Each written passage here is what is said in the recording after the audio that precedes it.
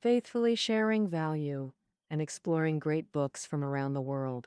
Hello, this is Sally with Book Talk. Today I'll be interpreting the book Warring States History for you. The Warring States era, spanning from the 5th century BCE to 221 BCE when Qin Shi Huang unified China, it covered about 2.5 centuries. This era had a decisive impact on ancient Chinese history for the next 2,000 years. For example, in philosophy, Mencius from the Warring States is highly revered in later Confucian traditions. His theories of innate goodness, benevolent governance, and the principle that people matter more than rulers became moral benchmarks for China's monarchy over millennia. And, moreover, in political systems, the centralized state structure emerged during this period and was adopted by later dynasties for over 2,000 years. To put it dramatically, without the Warring States period, there wouldn't be the China we know today. So, what was the historical trajectory of this remarkable era? To uncover its secrets, Yang Quan's Warring States history is absolutely indispensable. With nearly 600,000 characters across 800 pages, it's a monumental work on the period, surpassing all previous studies. Why do we say that? There are two reasons. First, after the Qing unification, it destroyed historical records of the feudal states, leaving only fragments in the political commentaries of various philosophical schools. Callan P. Sima Qian, when writing about Warring States history, heavily relied on political essays left by the strategists. The strategists were diplomatic advisors of that era. Their writings often taught rhetoric and contained exaggerations. Yang Quan corrected such issues. Yang Quan was deeply versed in ancient texts from his youth, with formidable scholarly foundations. Starting in 1941, he systematically compiled Warring States sources, meticulously comparing materials to reconstruct historical events. In 1955, Warring States History was published, undertaking significant work to separate historical truth from fiction. Second, Yang Quan skillfully used archaeological discoveries to supplement gaps in records, providing new insights. A new approach emerged in the 1920s when Western archaeology arrived in China, revealing many Warring States sites. These include urban workshops, copper and iron mines, royal tombs, and texts lost for millennia. With these artifacts, long-buried lifestyles and states of mind have re-entered public awareness, and this part holds significant weight in Warring States history. The Warring States history available now is its third revised edition, representing the culmination of Yang Quan's research on this era. This Warring States history has 12 chapters covering everything from agricultural economy to technological advancements, political reforms to ideological clashes, truly an encyclopedia of the period. The core of Warring States history boils down to one word: change. Now, I'll use 5 questions tied to change to share the essence of this book. First, how did the Warring States era emerge? Second, how did the wave of reforms unfold in the early Warring States period? Third, what are the core elements of the emerging centralized state system? Fourth, what are the characteristics of the feudal lords' power struggles in the Warring States era? Fifth, what is the essence of the 100 schools of thought contention during the Warring States era? Let's start with the first question. How did the Warring States era emerge? The emergence of the Warring States era is tied to the rise of the Qing Dafu class in political factions during the late spring and autumn period. First, let's define what the Qing Dafu class was. During the Western Zhou, the Zhou king allocated land, people, and ruling authority to his relatives and meritorious officials. This created the feudal lords. Then, they similarly infeft others within their own territories. Thus, the Qing Dafu class came into being. In terms of status, Qing Dafu were the third rank of nobility, just below the king and feudal lords. By the standards of the time, each rank owed loyalty to their anfafer, so feudal lords were masters, Qing Dafu were ministers, establishing a lord-minister relationship. Yet, by the late spring and autumn period, in key feudal states, Qing Dafu power exceeded that of lords. They controlled rulers, some even surpassing the top-ranked Zhou king, This clash of status and power marked their rise. How did this happen? The first step in the hierarchy's collapse was the king's decline. In mid to late Western Zhou, repeated defeats cost the Zhou king even his Wei River Valley stronghold. King Ping of Zhou moved east to Luoyang, severely weakening the royal house and inviting challenges from feudal lords. For instance, in the early spring and autumn period, Zhang state had a dispute with the Zhou king. The Zhou king led troops to suppress it. In the past, how would a minor state like Zhang dare oppose the royal army? As a result, this time the Zhou king not only lost the battle but was shot by an arrow in front of the troops, completely humiliated. After the king's decline, it was the feudal lord's turn next. In the mid to late spring and autumn period, political instability meant feudal lords often needed Qing-Dafu support to secure succession. And powerful rulers like Duke Huan of Qi and Duke Wen of Jin all had Qing-Dafu families backing them. Moreover, as the struggle for hegemony intensified with frequent military and diplomatic activities, Qing-Dafu were either leading troops or negotiating as envoys. Thus, both internally and externally, they were at the political core. Through skillful maneuvering, they gradually seized power from feudal lords. The Qing-Dafu employed two key methods to seize power.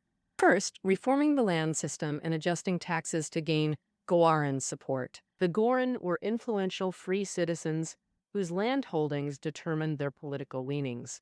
In the late spring and autumn period, when Wu and Chu states warred, the sandwiched Chen state was forced to choose sides. Chen's ruler demanded the Guoran declare their stance. Those near Wu's lands supported Wu, those near Chu supported Chu, showing their influence. To gain support, the Qing-Dafu naturally focused their efforts on land reforms. The original land system in early spring and autumn states was called the well-field system. This was a communal village economy with public land ownership. Villages divided land into public fields and individual plots. Villagers had to work public fields first, providing income for noble lords. By late spring and autumn period, increased productivity allowed people to reclaim private land beyond the well fields.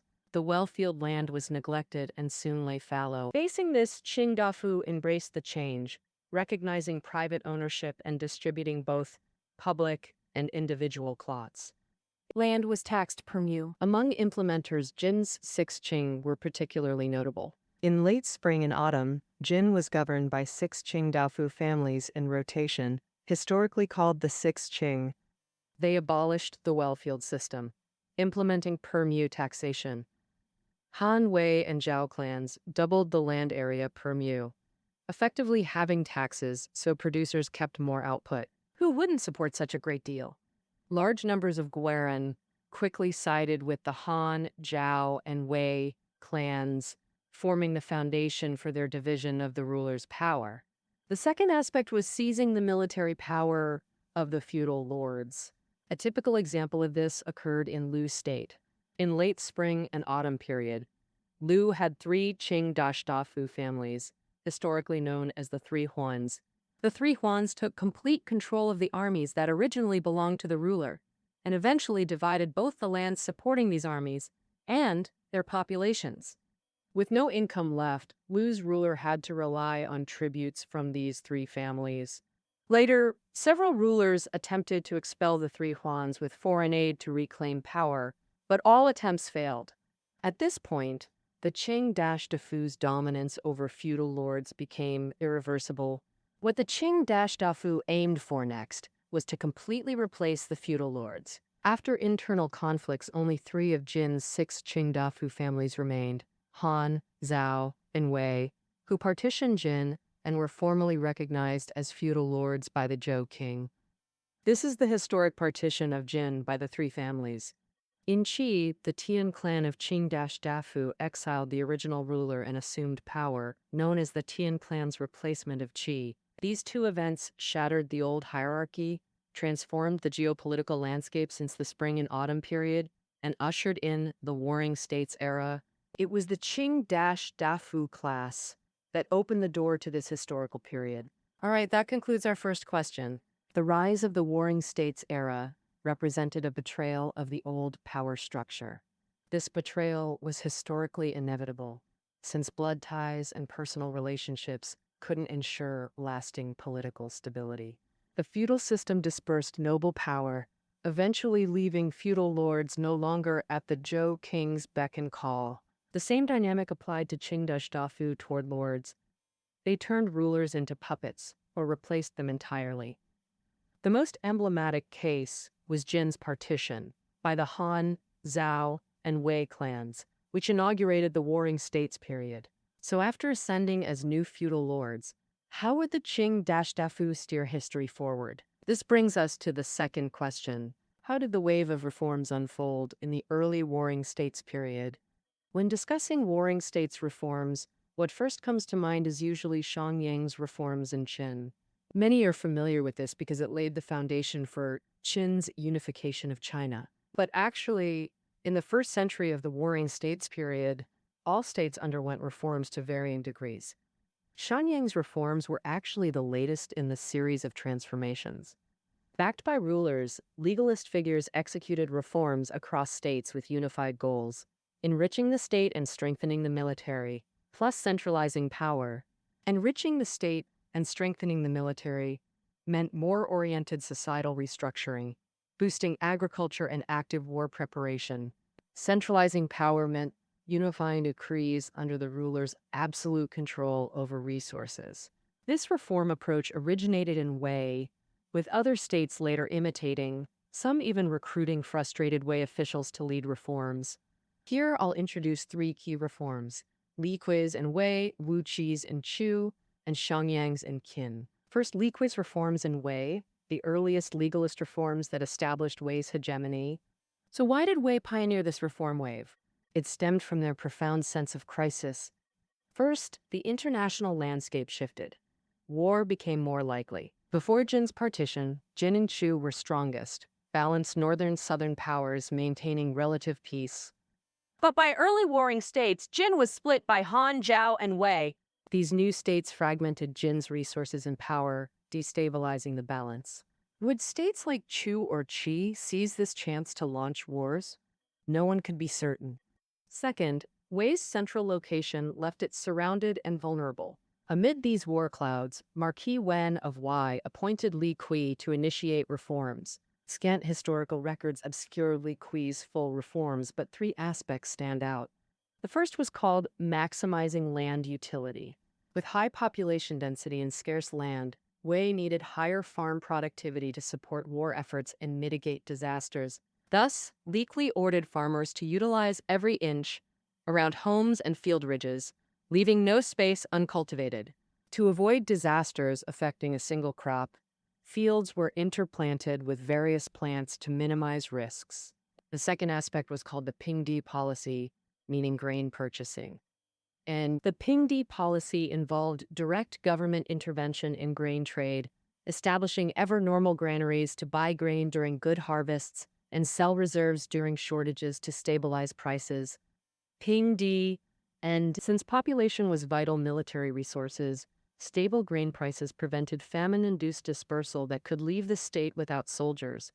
And the third aspect was enacting the Fajing, Book of Law, aimed at promoting centralization of power. As China's first systematic legal code, Li Kui designed the Fajing to bring all social relations under state control, prescribing punishments for theft, murder, corruption, gambling, which seems commonplace today but held revolutionary significance then. First, spring and autumn period, nobles governed their territories independently, without unified authority or administrative standards. Enforcing laws reclaimed central authority, establishing uniform administrative standards to achieve centralization. And additionally, codified rules were stable and reusable, enhancing government efficiency. After these reforms, Wei's national power surged, launching offensives against neighbors to become the Warring States' first hegemon. After suffering defeats, states around Wei sought counter-strategies. The best approach was directly copying Wei's successful model. Chu state was first to replicate this, leading to the second reform I'll discuss. Wu Qi's reforms? After Marquis Wen of Wei died, his general Wu Qi was sidelined, then hired by King Dao of Chu to lead reforms. Facing military pressure from Wei, Chu desperately sought to reverse its decline through reforms. But Wu Qi's reforms faced immense difficulties. Early warring states Chu contrasted sharply with Wei. While Wei was new with strong ruler control, embracing change, Chu had entrenched nobles, controlling vast lands, and resisting innovation. Thus, Wu Qi's reforms inevitably targeted Chu's deep-rooted aristocratic system to achieve centralization. For this, he proposed various methods to suppress the nobility, such as revoking titles after 3 generations for old nobles, and streamlining government officials to save funds for military training. And so, the last and most extreme measure was to drive the old nobility to the sparsely populated southern part of Chu, freeing up vast resources for the state to use in wars against Wei. And needless to say, you can imagine how much resistance this reform faced.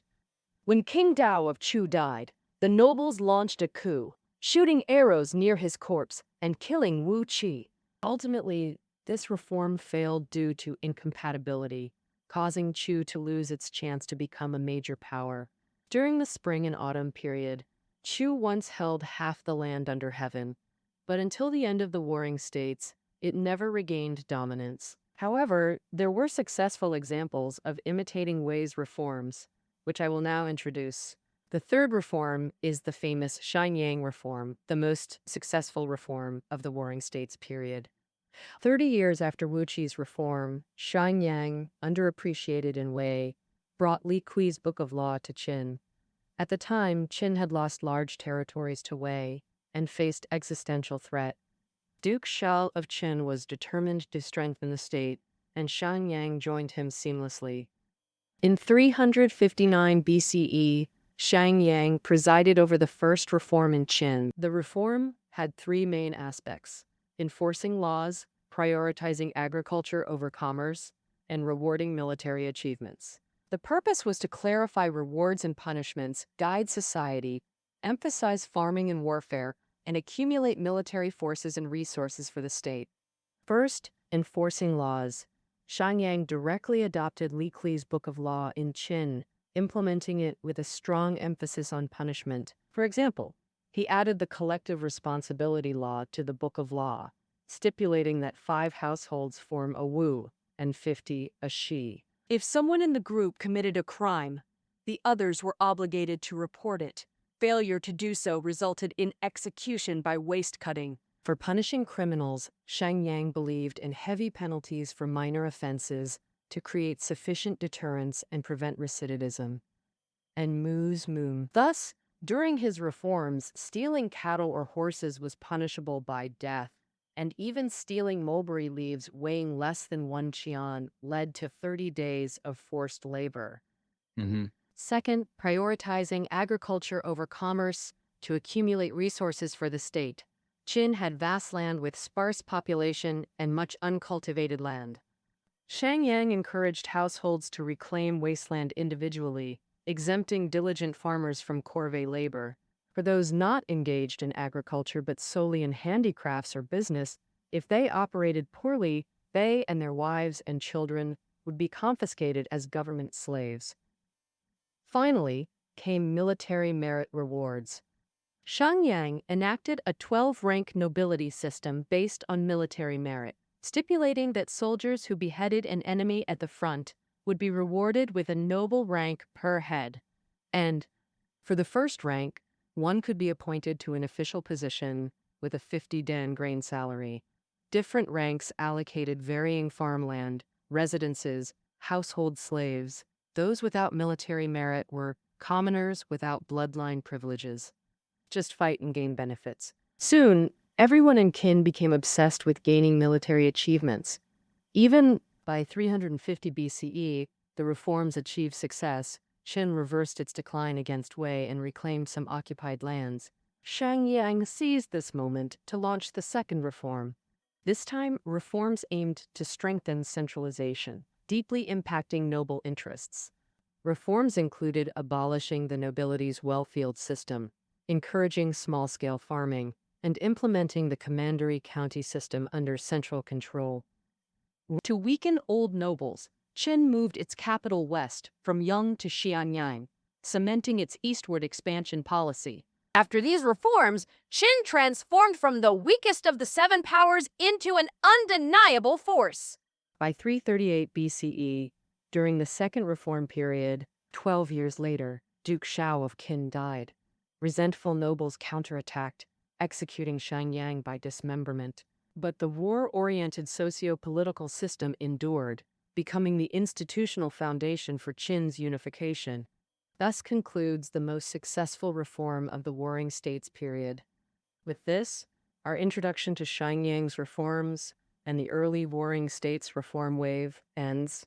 The reform series starting from Wei not only determined the feudal lords' later fates but held deeper significance. After nearly a century of change, a political system distinct from previous eras emerged and successfully reformed states. Ashia, Lana, Eni. This was the historically influential centralized system. So what were the core elements of this emerging centralized system? Well, here I'll detail its three most impactful aspects for later generations. And then, first let's look at the first aspect, the emergence of the bureaucratic system. Before the Warring States period, feudal states were governed by a hereditary system where officials and nobles were inseparable. All political issues were led by the ruler and decided jointly by ministers, but this had two flaws. First, officials were chosen based solely on birth, not ability.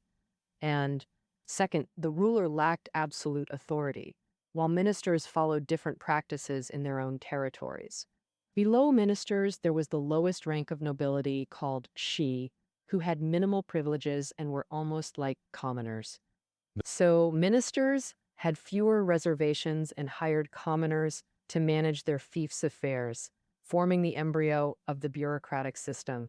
In the Warring States period, states abandoned the hereditary system. Rulers selected officials based on ability, not birth, as advocated by famous legalists. Han Fei said that when selecting officials, the prime minister should come from those distant from the political center with no close ties to the ruler. Generals couldn't be appointed from nobility, but had to rise from the bottom through military achievements. For example, Baiji, a famous Qin general, rose through the ranks from the common soldiery. Since positions weren't tied to status, officials had no fiefs and became government employees with specific roles leading to the imperial court's emergence. Taking Qin as an example, the central court had the chancellor managing civil affairs, the Grand Commandant advising on military matters, and the censor-in-chief overseeing officials' diligence. These three high-ranking positions were called the Three Dukes. Besides the Three Dukes, the court handled other matters, like rituals requiring specialized officials, and managing strategic resources such as mountains, rivers, forests, and marshes. There were 9 such positions, called the 9 ministers. As employees, they worked fixed hours and received government salaries. Salaries were calculated in grain at that time. Mencius famously said that serving in an unjust court, even with a salary of 10,000 zheng, would be of no benefit. This zheng was the salary unit in Qi state, typically paid in millet. After professionalization, officials lost independence and relied on the system for survival. They could only obey the commands of the rulers. With that covered, having discussed bureaucratic professionalization, let's now talk about the second aspect of centralization. The commandery county system best embodies the essence of centralized power. During the spring and autumn period, a feudal state's territory mainly consisted of smaller noble fiefdoms, but some areas were under the ruler's direct control, the prototype of commanderies and counties. In the spring and autumn period, Jin state established commanderies or counties on newly conquered borderlands under direct ruler control, implementing a military-civilian integrated system for defense. Once threats subsided, these commanderies and counties would be abolished and converted into ordinary noble fiefs. What were the drawbacks of noble fiefs? Though within the same state, governance rested with ministerial nobles, making it difficult for rulers to mobilize resources during crises. After the warring states began, newly empowered ministers knew the dangers of local autonomy. To prevent coups and meet war needs, states made commanderies and counties permanent administrative units. Now, the commandery county system became institutionalized. Typically, commanderies were border military districts directly appointed by rulers. Military officers served as commandery governors who could mobilize entire jurisdictions during wars.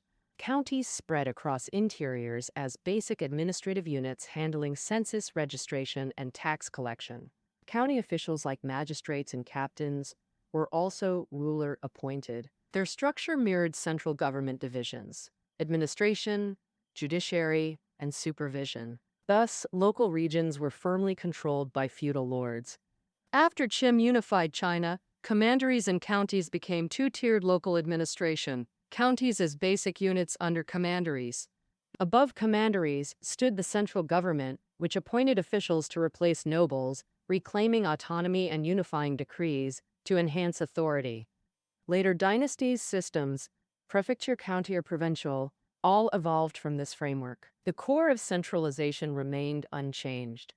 The third key aspect was the limited nobility system. Warring states' rulers opposed power sharing with nobles, but kept nobility, granting titles to relatives or meritorious subjects called fengjun, enfeoffed lords. The most famous fengjun and enfeoffed lords of the Warring States period included Lord Menchang of Qi and Lord Xinling of Wei from royal families, and Lord Xinping Lian Po of Zhao and Lord Wuan Baiqi from meritorious generals. Though sharing the same Feng character with feudalism, these Fengjun differed greatly from spring and autumn nobles. They held only economic privileges in their domains, no administrative rights, and they collected revenues but couldn't interfere with governance by centrally appointed officials. Even then, the central government remained wary. Rulers planted spies called Xin under Fengjun, who nominally assisted with affairs but actually monitored for disloyalty. To Winterbox, finally, to minimize trouble, rulers rarely granted Fengjun titles unless absolutely necessary, and hereditary succession downgraded ranks, preventing noble challenges to central authority. And while regicide by nobles was common in the spring and autumn period, it virtually disappeared during the Warring States. This shows Warring States nobles were effectively sidelined, solving the problem of unmanageable regional power. Later dynasties inherited this nobility model, granting economic privileges without political power, making it mainstream. All right, that concludes our introduction to the rise of centralization during the Warring States period. The bureaucratic system, commandery county structure, and restricted nobility gave rulers immense power to mobilize resources, elevating warfare to unprecedented levels. So, what were the defining characteristics of Warring States' power struggles? I'll answer this question in our next episode. That's all for part 1 of Warring States history. See you next time.